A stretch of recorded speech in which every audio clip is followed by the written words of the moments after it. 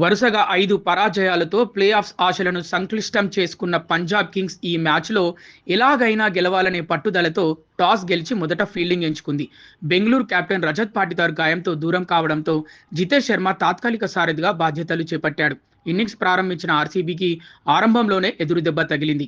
Opener Jacob Bethell కేవలం 11 పరుగులకే వెనుదిరిగాడు. ఆ దశలో క్రీజులోకి వచ్చిన దేవదత్ పడిక్కల్తో కలిసి విరాట్ కోహ్లీ ఇన్నింగ్స్ను చక్కదిద్దే బాధ్యత తీసుకున్నాడు.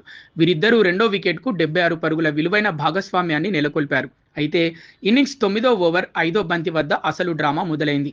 కోహ్లీ బంతిని పాయింట్ దిశగా నెట్టి సింగిల్ కోసం ప్రయత్నించాడు. కానీ అక్కడ ఫీల్డింగ్ చేస్తున్న హర్ప్రీత్ బార్ అత్యంత వేగంగా బంతిని అందుకున్నాడు. ముప్పును గమనించిన పడిక్కల్ పరుగును తిరస్కరించడంతో కోహ్లీ తిరిగి క్రీజులోకి రావాల్సి వచ్చింది. విరాట్ కోహ్లీ క్రీజు వెలుపల ఉండడం చూసిన బ్రార్ అతన్ని భయపెట్టేందుకు బంతిని వికెట్ల వైపు విసురుతున్నట్టు ఫేక్ త్రో చేశాడు. సాధారణంగానే మైదానంలో దూకుడుగా ఉండే విరాట్ కోహ్లీకి ఈ చర్య తీవ్ర ఆగ్రహాన్ని తెప్పించింది.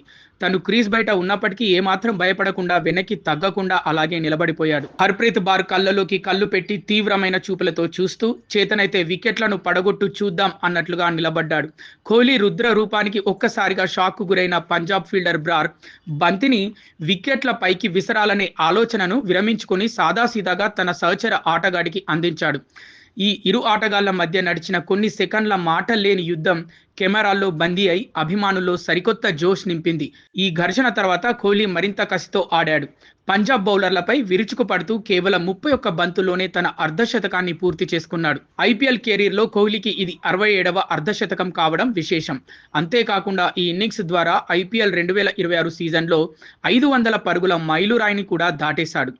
ఐపీఎల్ చరిత్రలో ఒకే సీజన్లో 500 కంటే ఎక్కువ పరుగులు సాధించడం కోహ్లీకి ఇది 9వ సారి. ఈ పరుగుల వరదతో బెంగళూరు జట్టు పాయింట్ల పట్టికలో అగ్రస్థానాన్ని పదిలం చేసుకొని ఈ ఏడాది కూడా కప్పును కాపాడుకునే దిశగా పయనిస్తోంది.